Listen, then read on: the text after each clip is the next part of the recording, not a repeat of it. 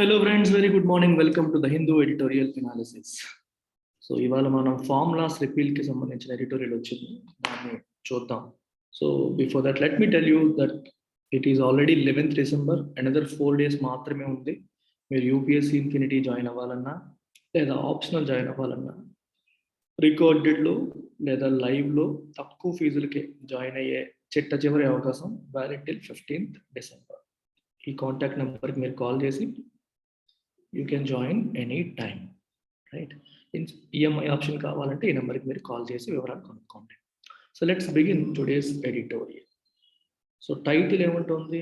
Green shoots. Green shoots అనే పదం ఎలా వాడతారంటే, మొలకలు చూడండి ఒకసారి, వర్షాలు సరిగ్గా పంటలు ఎండిపోయాయి అనుకోండి, సడన్గా ఒకసారి ఇంకా మన అక్కడ ఏమీ రాదు అనుకున్న టైంలో మెల్లమెల్లగా మళ్ళీ మొలకలు వచ్చాయి అనుకోండి, అంటే డల్ అయిపోయింది అనే క్రమంలో మళ్ళీ ఆశలు చిగురించాయి అంటాం చూడండి, తెలుగులో ఆశలు చిగురించాయి అన్నట్టు. అలాంటి దానికి మనం గ్రీన్ షూట్స్ అనే పదాన్ని వాడతాం. అంటే ఆర్థిక వ్యవస్థలో కావచ్చు, అగ్రికల్చర్ సెక్టర్లో కావచ్చు, దేంట్లోనైనా సరే ఆశలు ఆవిరైపోయాను అనే క్రమంలో మళ్ళీ గ్రోత్ అనేది స్టార్ట్ అవుతుంది, ఆశలు మొలుస్తున్నాయి అనే సెన్స్లో మనం గ్రీన్ షూట్స్ అనేది వాడతాం.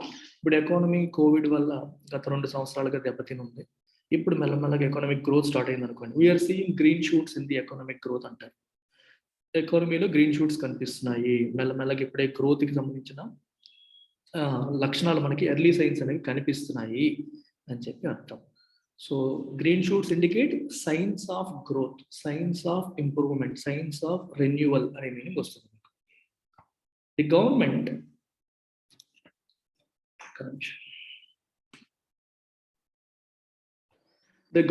should build political consensus on plans for reform in farm sector. Farm sector లో రిఫార్మ్స్ తీసుకురావడానికి పొలిటికల్ కన్సెన్సస్ బిల్డ్ చేయాలి. పొలిటికల్ కన్సెన్సస్ అంటే అర్థం ఏంటి?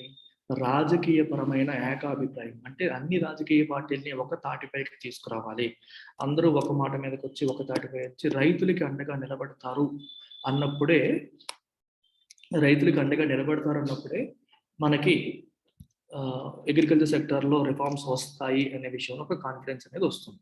అందుకనే పొలిటికల్ కన్సెన్సస్ తీసుకురాకపోతే, ఏకాభిప్రాయం తీసుకురాకపోతే మనం రిఫార్మ్స్ సాధించలేము, రైట్?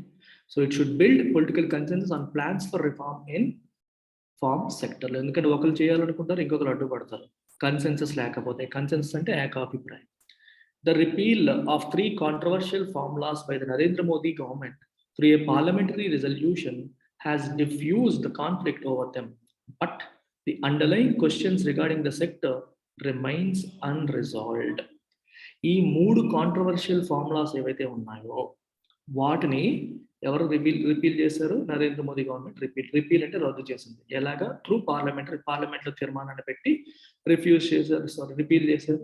ఈ రిపీల్ చేయడం ఏదైతే ఉందో, it has defuse the conflict over them. So ఈ పర్టికులర్ ఫార్ములాస్ పైన ఆల్మోస్ట్ 1 year నుంచి కాన్ఫ్లిక్ట్ నడుస్తుంది ప్రభుత్వానికి మరియు రైతులకి. ఆ కాన్ఫ్లిక్ట్ అనేది ఇప్పుడు డిఫ్యూజ్ అయింది, రైట్? ఫ్యూజ్ తీసేసాం. డిఫ్యూజ్ ఈజీ గుర్తుపెట్టుకోవచ్చు. ఫ్యూజ్ తీసేస్తే ఏమవుతుంది? ఎలక్ట్రిసిటీ పాస్ అవ్వదు, సో ఎనర్జీ ఉండదు. సో కాన్ఫ్లిక్ట్కి ఎనర్జీ లేదండి, కాన్ఫ్లిక్ట్ చల్లారిపోయింది, సో గొడవలు అనేవి మరలేవు. But the underlying questions regarding the sector remains unresolved. ఈ సెక్టర్కి సంబంధించిన క్వశ్చన్స్ ఏవైతే ఉన్నాయో, కొన్ని ప్రశ్నలు ఏవైతే ఉన్నాయో అవి ఇంకా అన్రిజాల్వ్డ్, పరిష్కారానికి నోచుకోలేదు. ఏంటి ఆ ప్రశ్నలు? అసలు గవర్నమెంట్ ఈ ఫార్ములాస్ ఎందుకు తీసుకురావాల్సి వచ్చింది? దాన్ని రైతులు ఎందుకు వ్యతిరేకించారు? ఇదంతా మనం చాలాసార్లు ఎడిటోరియల్స్లో చదువుకున్నాం. ఫస్ట్ ఆఫ్ ఆల్ ఏంటంటే, వ్యవసాయం అనేది రెమ్యూనరేటివ్గా మార్చాలి అనేది ప్రధాన ఉద్దేశం. So I not use white board, చెప్తాను, నోట్తో వినండి ఒకసారి క్లాస్ లాగా. వ్యవసాయాన్ని రెమ్యూనరేటివ్గా మార్చాలి, రైతులకి ఆదాయాన్ని పెంచాలి అనేది పెద్ద సమస్య అయిపోయింది. ఆదాయం పెరగట్లేదు, రైతులు ప్రతిదానికి ప్రభుత్వంపైనే ఆధారపడుతున్నారు. అగ్రికల్చర్ మార్కెటింగ్ కమిటీస్లో అక్కడ వీళ్ళు పండించిన పంటలంతా అమ్ముతున్నారు, మధ్యలో దళారులు ఉంటారు, ప్రభుత్వంపైనే పూర్తిగా ఆధారపడుతున్నారు. సో ఇలాంటి రకరకాల ఆస్పెక్ట్స్ ఉన్నాయి. అండ్ కొన్ని రకాల పంటలు ఎక్కువగా పండిస్తున్నారు, వేరే రకాల పంటలు పండించట్లేదు, కొన్నింటికి ఎంఎస్పీ ఉండడం వల్ల. ఇలాంటి మల్టిపుల్ ఇష్యూస్ ఉన్నాయి. గవర్నమెంట్ ఏం చెప్తుందంటే, రైతులకి లాభదాయకంగా చేయాలి అనే ఉద్దేశంతో మీరు పండించిన పంటని ఒక్క ఏపీఎంసీలోనే అమ్మక్కర్లేదు, మీరు ప్రైవేట్గా కూడా బయట కూడా అమ్ముకోవచ్చు, వేరే రాష్ట్రాల్లో కూడా అమ్ముకోవచ్చు, ఎక్కడ ఎక్కువ ధర వస్తే అక్కడ ధర మీరు అమ్ముకోవచ్చు అని చెప్పి మొదటి చట్టం చేసింది. అయితే దీన్ని రైతులు వ్యతిరేకించారు. ఎందుకు వ్యతిరేకించారంటే, ఈరోజు మీరు ఎక్కడ కావాలంటే అక్కడ అమ్ముకోవచ్చు అని చెప్తారు. మెల్లగా మేము బయట ప్రాంతాల్లో అమ్ముకోవడం మొదలుపెట్టిన తర్వాత మీరు APMC agriculture produce marketing committees ఏవైతే ఉన్నాయో, అంటే ఎక్కడైతే ప్రభుత్వం ప్రజల దగ్గర, రైతుల దగ్గర పంటని కొనుగోలు చేస్తుందో, వాటిని మీరు కంప్లీట్‌గా రద్దు చేసేస్తారు ఫ్యూచర్‌లో. అందుకోసమే మాకిలా బయట అమ్ముకోండి అని చెప్తున్నారు అని రైతులు అనుమానం వ్యక్తపరిచారు. ఇది మొదటిది. రెండవదొచ్చేసరికి కాంట్రాక్ట్ ఫార్మింగ్.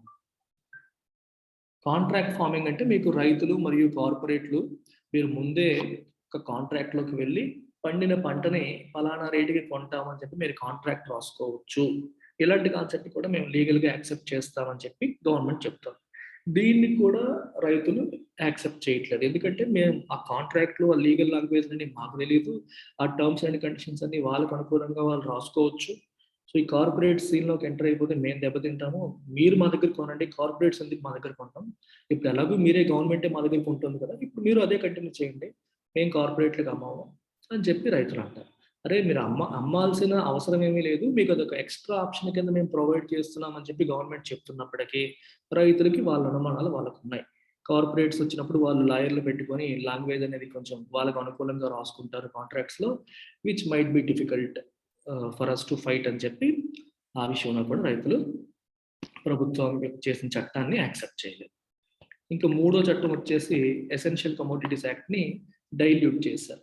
అంటే ఇప్పటి వరకు ఏంటంటే మీరు ఏదైనా సరే, మీరు పండించే పంటలు ఏవైతే ఉంటాయో వాటిని గోడౌన్స్‌లో దాచుకోవడం.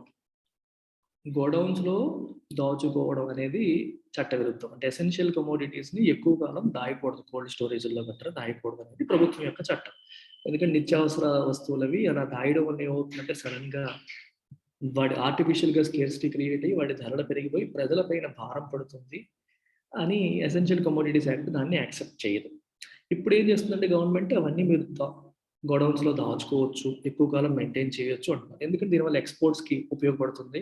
మీ దగ్గర మర్చెంట్స్ కొంటారు. మర్చెంట్స్ కొని వాటిని గోడౌన్స్‌లో దాచి విదేశాల్లో ఎప్పుడు ధర పలికితే అప్పుడు ఎక్స్‌పోర్ట్ చేసే అవకాశం ఉంటుందని చెప్పి దాంట్లో కూడా కొన్ని ఇలాంటి చట్టంలో మార్పులు చేశారు. అమెండ్మెంట్స్ చేశారు.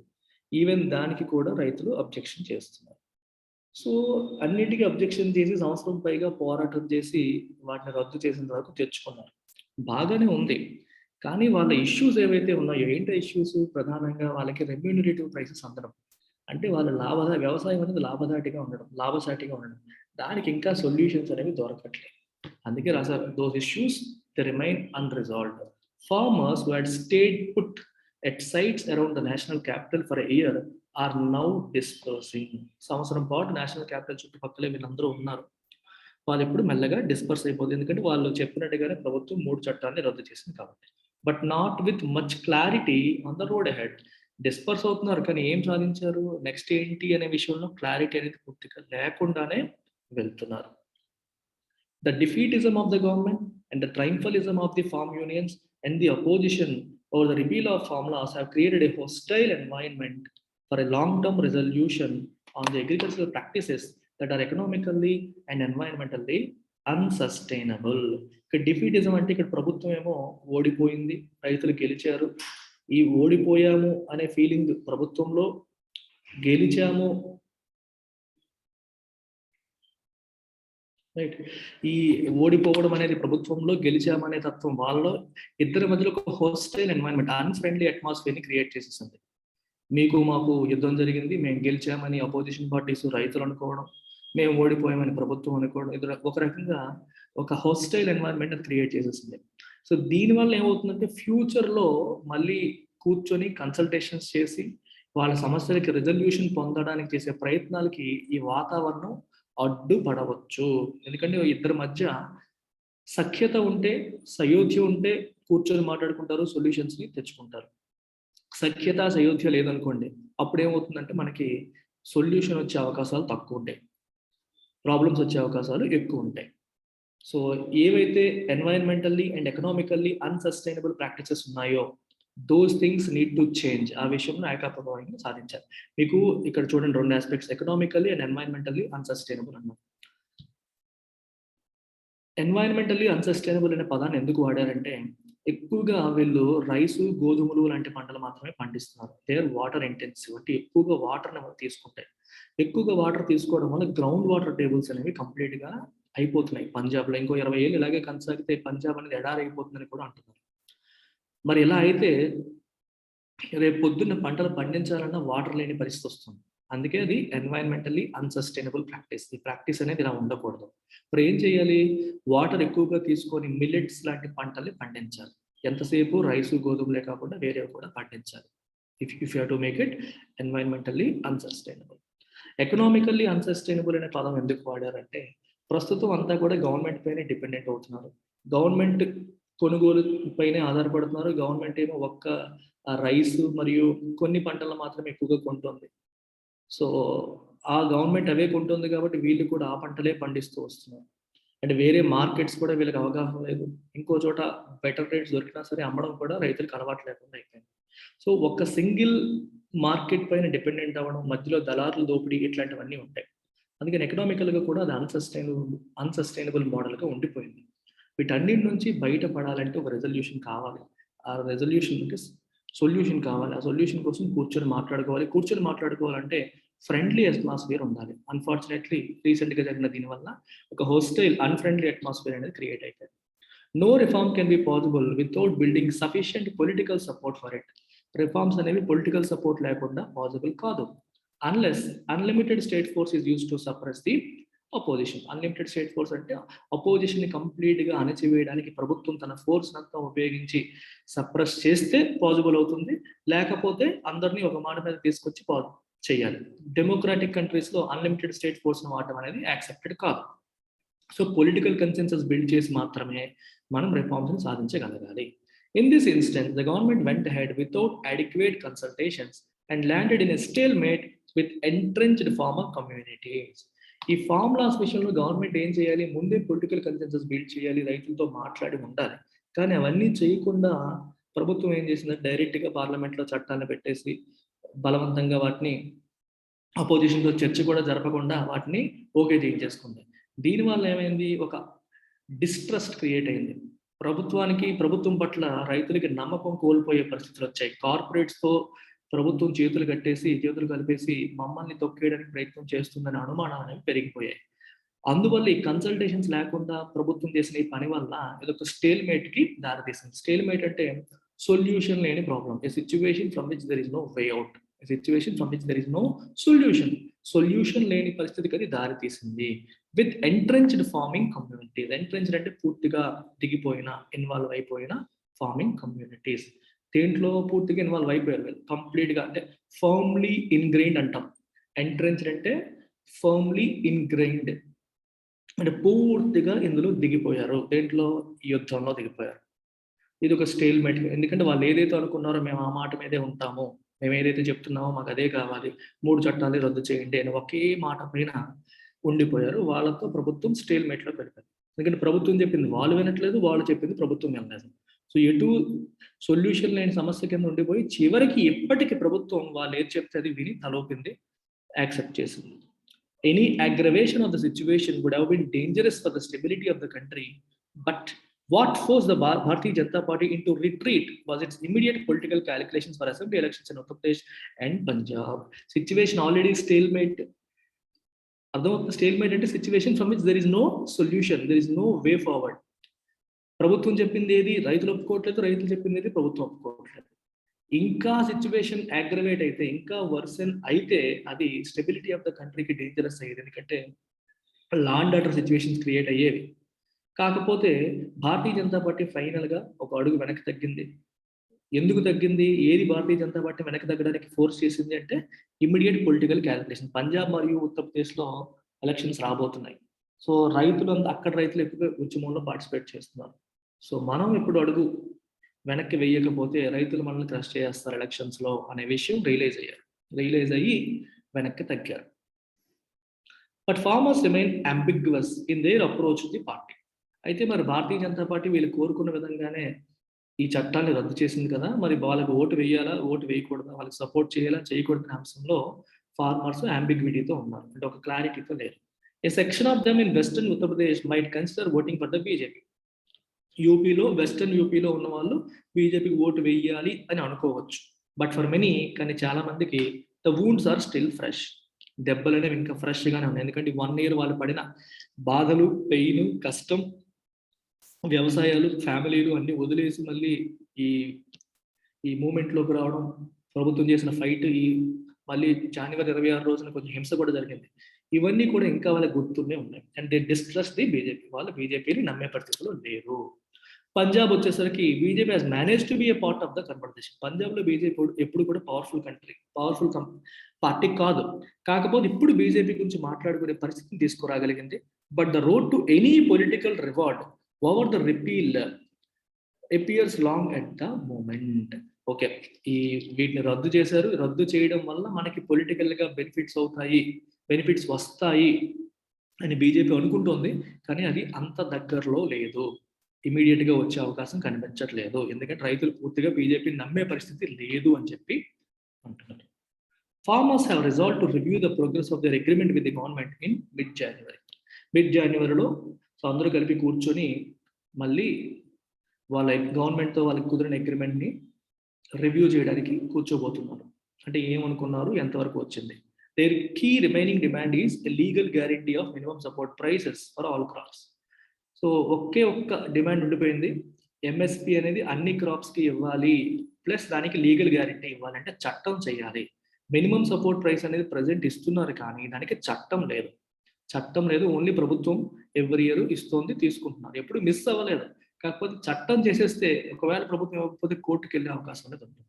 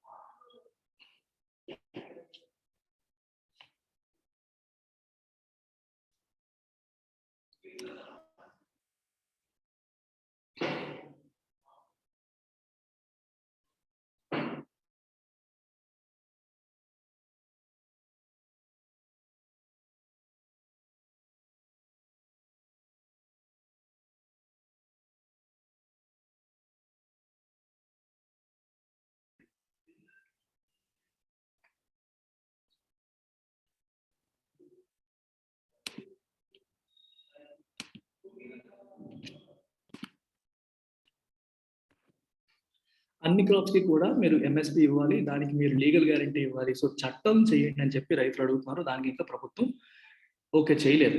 While the government has promised that existing minimum support price regime will not be diluted. ఇప్పుడున్నది ఏదైతే మేము ఉందో, ఎంఎస్పి మెకానిజం ఏదైతే ఉందో దాన్ని మేము డైల్యూట్ చేయము, కంటిన్యూ చేస్తామని ప్రామిస్ చేసినప్పటికీ the questions on extending its coverage and backing it up legally have been left to a committee constituted by the prime minister. ఇప్పుడు ఏ పంటలకైతే ఎంఎస్పి ఇస్తున్నారో మిగిలిన పంటలకు కూడా దాన్ని వర్తింపజేయండి అనే డిమాండ్. రెండవది లీగల్ గ్యారంటీ ఇవ్వడం, అంటే చట్టం చేయడం. ఈ రెండు విషయాల్ని ప్రభుత్వం తేల్చకుండా ప్రైమ్ మినిస్టర్ కాన్స్టిట్యూట్ చేసి ఏర్పాటు చేయబడే కమిటీకి దాన్ని వదిలేశారు. సో కమిటీ విల్ డిసైడ్ అని చెప్పి విడిచిపెట్టేశారు. ఇది కమిటీలో it also includes representatives of farmers to. రైతుల యొక్క ప్రతినిధులు కూడా కమిటీలో ఉంటారు. ఏదో కమిటీ వేసేసి వాళ్ళు తేల్చేస్తారని లేదు, రైతులు కూడా అందులో ఉంటారు. The Indian agriculture sector requires a balance between national development priorities and market linkages and ensure long-term economic sustainability for those employed by it. Agriculture సెక్టర్కి ఏం కావాలి? నేషనల్ డెవలప్మెంట్ ప్రయారిటీస్ మనం దృష్టిలో పెట్టుకోవాలి. రెండవది మార్కెట్ లింకేజెస్, అంటే వీళ్ళు పండించిన పంటని ఎక్కడ అమ్ముతున్నారు, ఎలా అమ్ముతున్నారు, రైట్? ఈ aspects India as a country ఏం కోరుకుంటుంది అనే అంశాలు, వీటన్నిటిని పరిగణలోకి తీసుకొని అన్నిటిని బ్యాలెన్స్ చేసుకుంటూ మనం వెళ్ళాలి. ఎందుకంటే ఇప్పుడు ఒక పారామీటర్ చూడండి, ఒక మెయిన్ పారామీటర్ ఎక్కడ వస్తుందంటే ఎన్వైరన్మెంటల్ కన్సర్న్స్, హెల్త్ కన్సర్న్స్ వస్తున్నాయి. 2 రకాల పంటలే ఎక్కువగా పండించడం, వాటినే అందరూ తినడం, దీనివల్ల న్యూట్రిషనల్ డెఫిషియన్సీస్ కూడా వస్తున్నాయి. ఇంకోవైపు ఈ 2 రకాల పంటలకు ఎక్కువగా వాటర్ అవసరం అవడం వల్ల భూగర్భ జలాలు అడుగట్టిపోతున్నాయి. అది ఎన్వైరన్మెంటల్ అన్సస్టైనబిలిటీకి దారితీస్తుంది. సో కాబట్టి నేషనల్ ప్రయారిటీ ఏముంటుంది? ఎన్వైరన్మెంటలీ సస్టైనబుల్ అగ్రికల్చర్ మనం ప్రోత్సహించాలి అంటారు. అంటే వాటర్ని ఎక్కువగా తీసుకునే ఈ పంటలు కాకుండా వాటర్ని తక్కువగా తీసుకునే పంటలు మిల్లెట్స్ లాంటివి ఎక్కువగా పండించాల్సిన అవసరం నేషనల్ ప్రయారిటీ. అయితే మరి మిల్లెట్స్ లాంటివి ఎక్కువగా పండించేస్తే సరిపోతుందా? ఒకవేళ మీ రైతులకి రాగులు, జొన్నలు ఇలాంటివన్నీ పండించమని చెప్పేస్తాం, బానే ఉంది. మరి వాటికి గిట్టుబాటు ధర కల్పించాల్సిన అవసరం ఉంది. అందుకే మార్కెట్ లింకేజ్. అంటే మన కంట్రీకి ఒక ప్రయారిటీ ఉంటది. ఆ ప్రయారిటీ ప్రకారం రైతులకి మీరు చెప్పినా సరే మార్కెట్ లింకేజ్ లేకపోతే కుదరదు. ఇప్పుడు చూడండి ఆంధ్రాలో, తెలంగాణలో కేసీఆర్ మరియు మన చీఫ్ మినిస్టర్ జగన్మోహన్ రెడ్డి గారు ఏమంటున్నారు? మీరు వరి కాకుండా వేరేవి పండించండి, మిల్లెట్స్ పండించండి అని చెప్తున్నారు. చెప్తున్నప్పటికీ కూడా దానికి మీరు మార్కెట్ లింకేజ్ క్రియేట్ చేసి మీరు పండించిన పంటని మేము కొంటాము అనే నమ్మకాన్ని కల్పిస్తే తప్పితే రైతులు వాళ్ళు ఎప్పుడు పండించే పంటను మానేసి వేరే పంటను పండించడానికి ముందుకు రారు. అపోజిషన్ పార్టీస్‌కి కూడా తెలుసు. డైవర్సిటీ ఆఫ్ క్రాప్స్ అనేది ఇంపార్టెంట్. అపోజిషన్ పార్టీస్‌కి తెలుసు, కానీ వాళ్ళు రాజకీయ లబ్ధి కోసం ఆలోచిస్తారు. ప్రభుత్వాన్ని విమర్శిస్తూనే ఉంటారు. రైతుల పక్షాన పోరాటం చేస్తున్నట్టుగా మాట్లాడుతూ, ప్రభుత్వాన్ని విమర్శిస్తూ, అది మంచి జరగదని తెలిసినప్పటికీ కూడా మళ్ళీ వరినే పండించండి, వరినే పండించండి అని చెప్తూ ఉంటారు. It is not sustainable. Diversity of crops అనేది అవసరం. అట్ ద సేమ్ టైమ్ మీరు రైతులతో వేరే పంటలు పండించమని చెప్పేస్తే సరిపోదు. ఆ పంటలకు గిట్టుబాటు ధర కల్పించగలగాలి. ఆ కల్పించినప్పుడే మార్కెట్ లింకేజ్ కల్పించినప్పుడే రైతులు కూడా పండిస్తారు.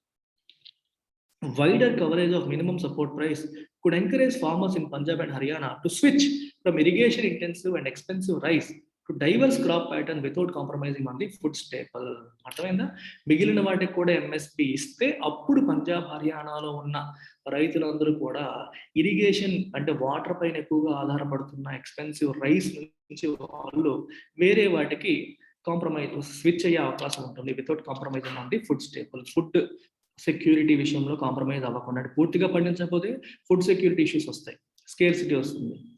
అది రాకుండా వేరే పంటలు పండించాలంటే వేరే వాటికి కూడా ఎంఎస్పి అనేది ఇవ్వాలి అని. Water abundant areas could adapt appropriate crops. Water బాగా ఉన్న ఏరియాస్లో అక్కడ ఏదైతే సూట్ అవుతుందో ఆ క్రాప్స్ని వాళ్ళు అడాప్ట్ చేసుకోవచ్చు. To achieve an ecologically appropriate geographical spread of crops, the existing regional disparity in the sector needs to be addressed. Ecologically appropriate geographical spread of crops అంటే అర్థం ఏంటి? ఏ ప్రాంతానికి ఏ సూట్ అవుతుంది. వాటర్ అనేది ఇష్యూయే లేదనుకోండి, you can go for rice and wheat. Water issue ఉంది అనుకునే ప్రాంతాల్లో భూగర్భ జలాన్ని బాగా లాగేసి ఎక్కడి నుంచో వాటర్ తెచ్చి పంపుల ద్వారా కొట్టేసి కాకుండా, వాటర్ ఎక్కువగా అవసరం లేని పంటలు పండించారు అనుకోండి, ఏ గొడవ ఉండదు. ప్రస్తుతం ఉన్న రీజనల్ డిస్పారిటీస్ అనేవి కూడా డిసపియర్ అయిపోతాయి. అంటే కొన్ని ఏరియాస్లో ఎక్కువగా పంటలు పండడం, కొన్ని ఏరియాస్లో అస్సలు పండకపోవడం, అంటే కొన్ని రకాల పంటలు కొన్ని ఏరియాస్లోనే పండడం, కొన్ని ఏరియాస్లో అసలు పూర్తిగా పండకపోవడం. డిస్పారిటీ అంటే ఇన్ఈక్వాలిటీస్. ఈక్వాలిటీస్ అనేవి అడ్రస్ అవ్వాలి, రైట్? అడ్రస్ అవ్వాలి. Ecological appropriate geographical spread of crops ఉండాలి అంటే వాటర్ ఉండే చోట వాటర్ ఉండేలాంటి వాటర్ అవసరమైనవి, వాటర్ లేని చోట వాటర్ అవసరం లేనివి, ఇట్లాంటివి. ఎక్కడ పరిస్థితులు తగ్గట్టుగా అక్కడ పంటలు మనం పండించాలంటే by giving more state attention to regions and crops that are now in a shadow. అది చేయాలంటే ఏం చేయాలి ప్రభుత్వం? It should give more attention to regions and crops. ఏ రాష్ట్రాల పట్ల అయితే మీరు ప్రభుత్వం దృష్టి పెట్టట్లేదో, ఏ పంటల పట్ల అయితే మనం దృష్టి పెట్టట్లేదో, that are now in a shadow. If something is in a shadow, it is not being noticed. అని నోటీస్ చేయట్లేదు, పట్టించుకోవట్లేదు. వేటిని మనం పట్టించుకోవట్లేదు, వాటిపైన ప్రభుత్వం దృష్టి పెట్టాలి. ఏ రాష్ట్రంలో వ్యవసాయం వెనకబడిందో ఆ రాష్ట్రం యొక్క భౌగోళిక అంశాన్ని దృష్టిలో పెట్టుకుని అక్కడ ఏ పంటలు పండుతాయో చూసి వాటిని రైతులు పండించేలాగా వాళ్ళని ఎంకరేజ్ చేయాలి. సో ఎంకరేజ్ చేయాలంటే ఏం చేయాలి? గిట్టుబాటు ధర కల్పించాలి, పరిస్థితులు అవగాహన కల్పించాలి. Enhancing agriculture incomes is a shared objective of all political parties. మీకు స్టార్టింగ్ లోనే చెప్పాను, అగ్రికల్చర్ని రెమ్యూనరేటివ్ గా చేయాలి, అగ్రికల్చర్ ఇన్కమ్స్ ని ఎన్హాన్స్ చేయాలి. ఎన్హాన్స్ చేయడం అనేది is a shared objective of all political parties. అన్ని పొలిటికల్ పార్టీస్ యొక్క కామన్ ఆబ్జెక్టివ్ ఇది, ఎవరిదో ఒకరిది అని కాదు. It is most unfortunate that they are unable to put their heads together to achieve this. వాళ్ళందరూ కలిసికట్టుగా కూర్చొని సాధించలేకపోతున్నారు అనేది దురదృష్టవశాత్తు జరుగుతున్న విషయం. పొలిటికల్ ఈక్వేషన్స్ ని పక్కన పెట్టి రైతుల యొక్క ఆదాయం పెరగడానికి ఏం చేయాలని చెప్పి కూర్చొని ఒక కన్సెన్సస్ బిల్డ్ చేయాలి. The calm achieved by rightly repealing the 3 laws should be wisely used by the center to build a political consensus on the country's agriculture sector. Okay, వీటిని రిపీల్ చేసి ఒక కామ్ని అచీవ్ చేసాం. కామ్ అంటే ఈ గొడవలు లేని వాతావరణాన్ని మనం సాధించుకోగలిగాం. ఎందుకంటే ఎప్పుడు రైతులు ఉద్యమాలు చేస్తూ ప్రభుత్వానికి వ్యతిరేకంగా నిరసన వ్యక్తపరుస్తూ సంవత్సరం నుంచి ఉన్నారు, ఉద్యమం బాట పట్టారు. ఇప్పుడు వాళ్ళు చెప్పింది గవర్నమెంట్ ఫాలో అయింది, రద్దు అయిపోయి ప్రశాంతమైన వాతావరణంలోకి వచ్చాం. ఈ ప్రశాంతమైన వాతావరణం మనం దేనికి ఉపయోగించుకోవాలి? It should be widely used by the centre దీన్ని ఉపయోగించి పొలిటికల్ కన్సెన్సస్ బిల్డ్ చేయడానికి ప్రయత్నించారు. అంటే wider consultations with political parties చేయాలి. కాంగ్రెస్ ని, అపోజిషన్ పార్టీస్ కూడా కూర్చొని ఆల్ పార్టీ మీటింగ్ పెట్టి ఏం చేద్దాం, ఏం చేస్తే రైతుల యొక్క ఆదాయం పెరుగుతుంది అని డిస్కషన్ పెట్టి ఒక ఆలోచనకు వచ్చి తర్వాత రైతులతో దాన్ని డిస్కస్ చేసి రైతులను కూడా కన్విన్స్ చేసి ఒక అడుగు ముందుకు వేయాలి. That is how it should be done. ఎవరి కోసం మీరు చేస్తున్నారో వాళ్ళని కన్సల్టేషన్స్ లో ఇన్వాల్వ్ చేయాలి, వాళ్ళతో మాట్లాడి మీరు యాక్షన్ తీసుకోవాలి. అలాగే మిగిలిన రాజకీయ పార్టీల యొక్క ఒపీనియన్ కూడా తీసుకోవాలి. అప్పుడే మన కంట్రీ ముందుకు వెళ్తుంది. That's about it. Okay, question తీసుకోండి. ఇవాళ ఎడిటోరియల్ పైన you can practice this question. Screen shot తీసుకోండి లేదా పాజ్ చేసి నోట్ చేసుకోండి. Take care.